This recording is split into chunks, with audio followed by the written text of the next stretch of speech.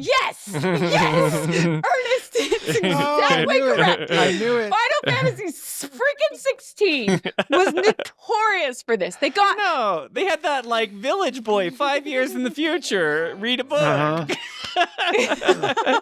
So we obviously know it all worked out. They nailed Yeah. Joshua Rossfeld wrote that book, so it. Maybe. he's alive, right?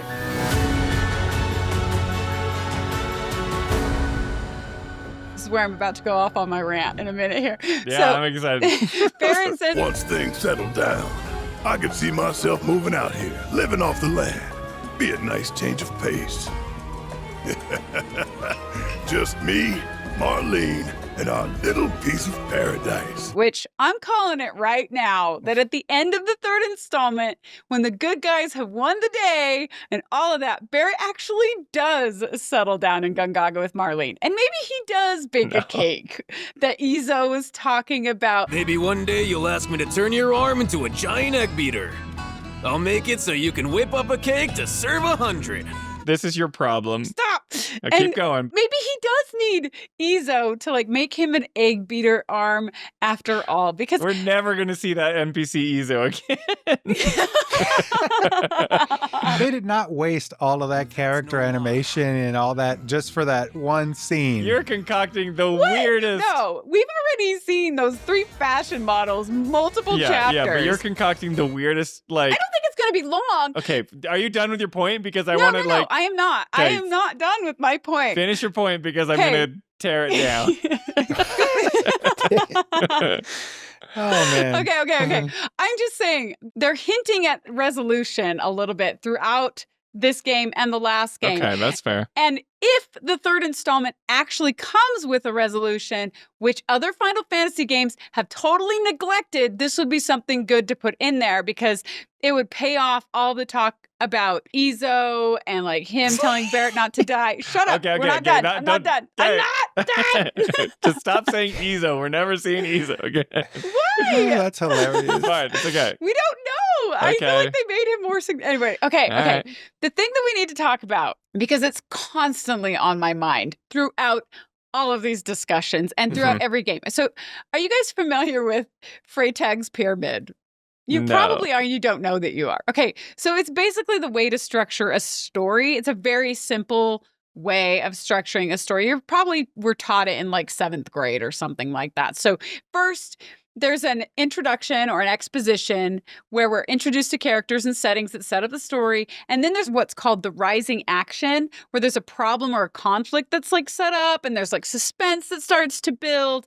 And then it hits a climax, which is like I the remember peak this moment stuff. of the action. Yeah, you remember this? It's called Yeah. Freytag's pyramid, right? Okay. And the highest moment of action is the climax. And then there's the falling action where the problem is resolved. And then there's the resolution where all the story's loose ends are tied up and things settle into like a kind of new normal, right? Yeah. And every story obviously doesn't have to follow this pattern exactly, of course. And by the way, we follow the same exact progression in music, working with like complex pieces that have multiple chords and coming to a resolution at the end of that Oh, yeah. phrasing. Same concept. Yeah. Yeah, creative works. Music is a good example that often follows that kind of thing. And everything doesn't have to. It's a very simplified way of explaining storytelling.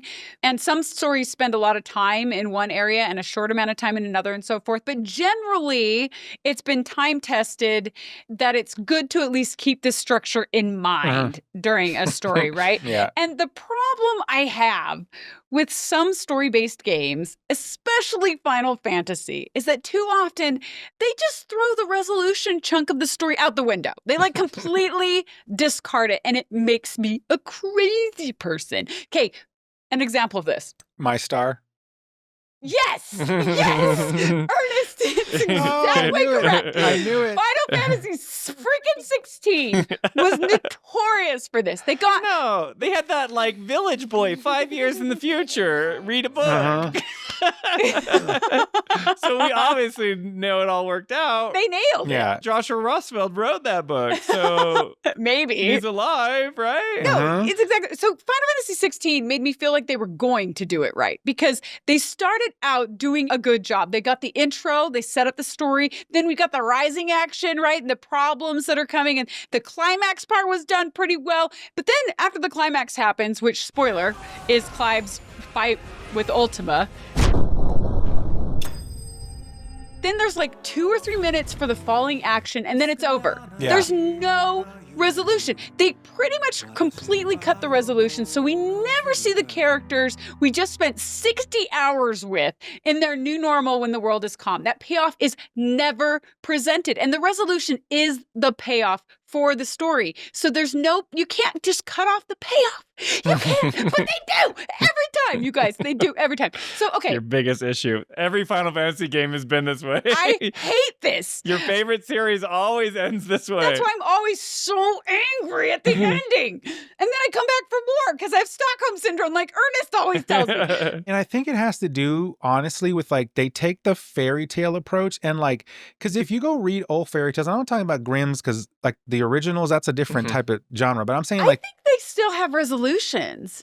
yeah, but they do. But Not all of them, I guess. But the way the resolution usually works in those older fairy tales is they have all of that and then it goes to, and they lived happily ever after the end. That's the resolution at the end of the older fairy tales, right? Sure. But we don't even know if they lived happily ever after. That's true, Like, they right? don't even say that. Like, And that's the thing. Like, I feel like in the third installment here, to your point, is like, it would be beautiful to have that kind of a resolution, right? Where they just give you little snippets of everybody living their life post-apocalyptic event, right? Where it's like, you can see that. it wouldn't just be beautiful. It is mandatory. That's what I'm saying. The sacrifice was worth it in the end because you can see what the outcome was.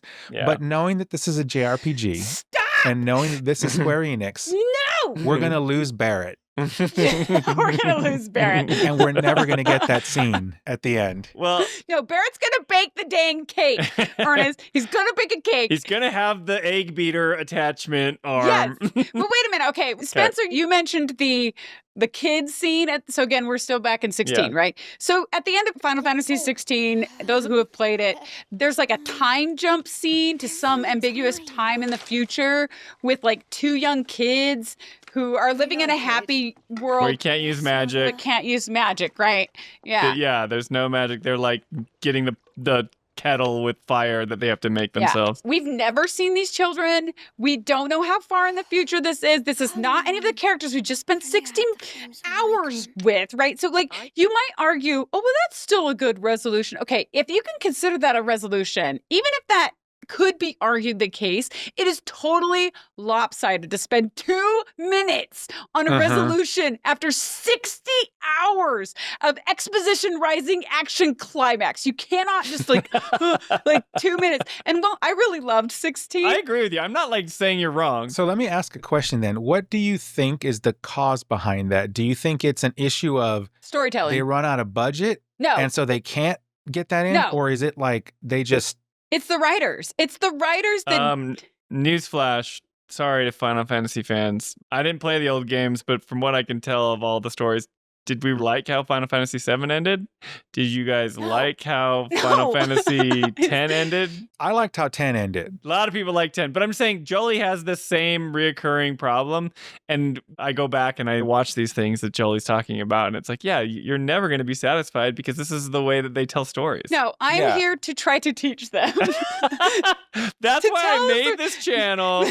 So I could get in contact with Katase and Hamaguchi. I don't know. Maybe Freytag's Pyramid is just a Western thing, but regardless, I'm not going to let that be an excuse because this is a global series. And if you want to appeal to the global gamers, you cannot cut off the payoff of the game. Yeah, that's fair. I agree with you. I don't care. Even if you write it in like a way I don't like, just have one. Just have one, right? I know that some of the times you can clearly tell there was an intent for like DLC to continue the story. Yeah, but you can't rely on DLC either The old ones weren't that. The old ones were not that. because the DLC didn't exist. Right. I have a little anecdote about this, but like when I beat Ocarina of Time, The Legend of Zelda Ocarina of Time, Yeah. you beat Ganon at the very end and you have this big climax, but then in the credits, you get to see the people happily living together after you save the world from... Yeah.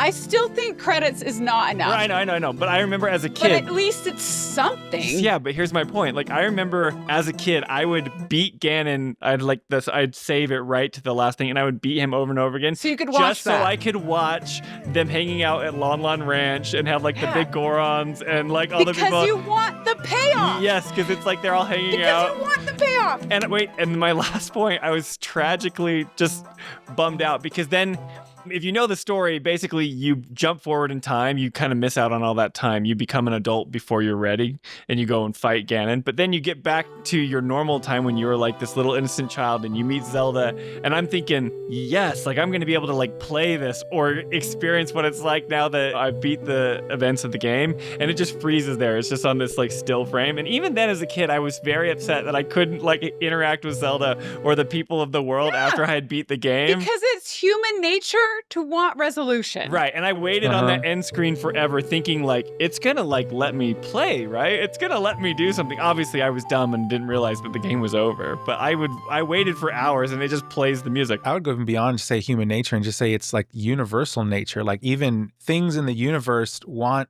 resolution and they want balance, right? So Yeah, I do think there is something to that, right? And Final Fantasy has been so... Not just Final Fantasy, games in general, story games in general, many of them have had this problem. Final Fantasy in particular has really had this issue. Like Final Fantasy 15, right? 15 was massive. It had a lot of issues, but it has really good character building and character moments that make you connect to the characters. And then it comes to a climax and then it totally just ends. And the ending sucked too. Like, I'm sorry, the ending of 15 And the person that you spent the least amount of time with, Luna Freya, is the one that has the happy ending and no one cares about that's that. such a beautiful ending. It's No, that's why it's awesome when people have like the picture of a fiend's butt. Like, yeah, it's so good.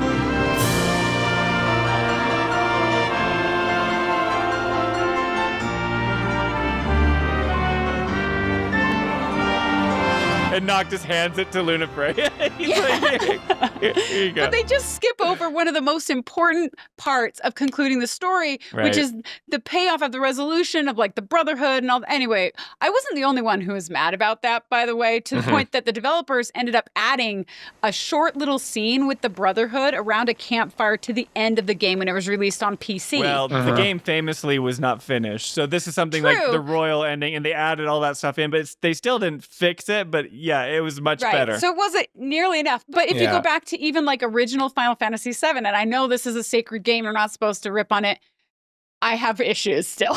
Yeah, it just ends. It just ends. And I didn't like it then either. I was a teenager in the 90s and I was like, that's it? This is the end? I mean, there were some kind of cool things about it, but it was weird. A bunch of red 13s just running around on a jungle planet. Didn't work for me because I wanted the payoff. I wanted the resolution and it wasn't there. It literally just hits the climax and then rolls credits. But don't feel bad, Jolie, because Nomura fixed that problem by giving you Advent Children, so you got to see what happened to this character. That was a time jump, too. By the way, and when I was in film school, when I was getting my master's in film directing, that was one thing I learned, too, is they're like, people hate time jumps. Avoid, avoid, avoid. Yes. Right? Don't do them. Like, almost all of these Final Fantasies do, and they manage to do them all right, usually, and we accept some better than others, so it's not like they all suck in terms of time jumps, but, like, you gotta avoid that, right? But anyway, just about all Final Fantasies have just never done a resolution, which it does explain why I've been so utterly disappointed with just about every Final Fantasy ending and why Ernest tells me I have Stockholm Syndrome. I am like sitting there like mentally high-fiving myself for having beat this end boss because I'm gonna see this like amazing resolution only to sink into some like aggravated depression because the credits are rolling and there's not even pictures of the future in the credits, and that's not enough, by the way. My mom is probably, she's in the other room in the baby, she's probably like, what is happening in that room? Because I'm like screaming in my office.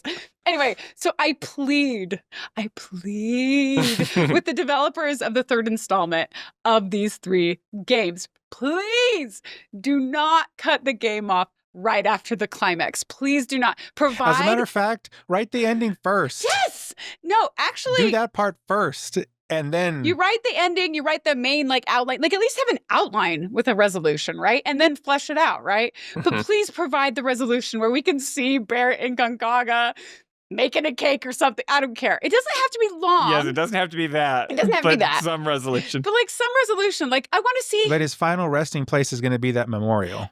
So as long as Izo's in it, then we'll be fine. Yeah, that's all that truthfully. Jolie will be happy if Izo's in it. No, I don't care about Izo. I think Izo's weird.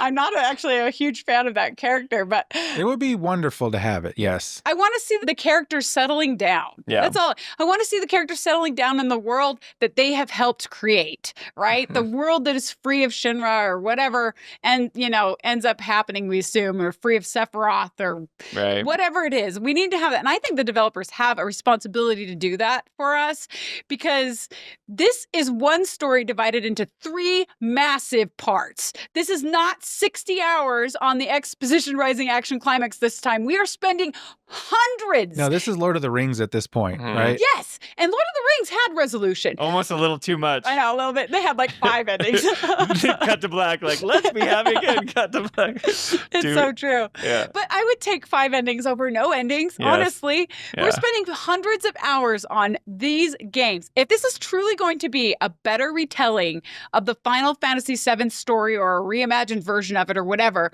we need the developers to resolve, to give us a resolution that is more than like photos over a credit roll or a time jump to some kids we've never met or even 2 minutes of something good. Because 2 minutes is too short. It's too short. It needs to be more than 2 minutes. Pay off all of the hard work for all of our hard work. Yeah, you guys made a game, but we're playing it. It's hard work to play this game.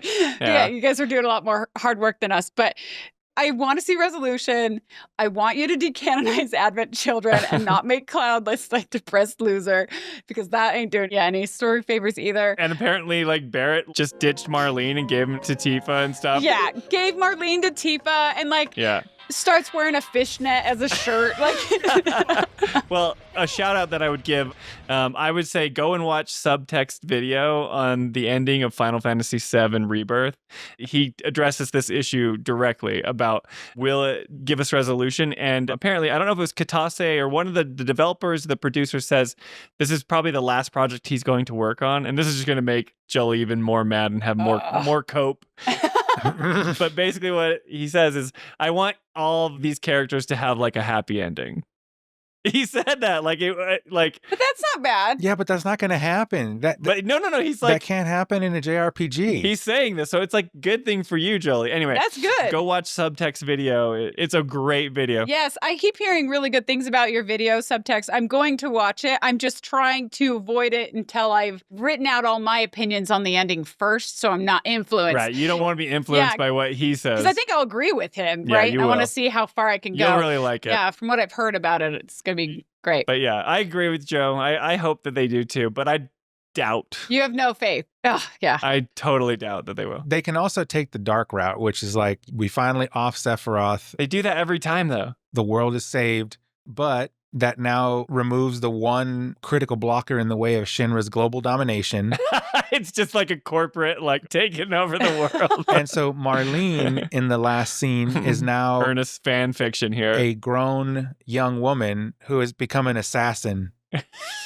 Well, if Barrett takes that 4-year-old girl to North Corel and tells her about her father, she's going to have PTSD that's going to turn her into some kind of like warrior for revenge and like destroy everybody. So that's what I mean. Long past time, my little girl knew the truth. That would be a pretty awesome ending. And then like a spin-off where she gets her own thing. That would be cool, but I don't know that I want a spin-off of Marlene. I think I'd pick other characters before her, but hey, I don't know. She could grow up to be a formidable boss type opponent. Maybe. Anyway, that was a big tangent based off a few words from Barrett, but it needed to be said.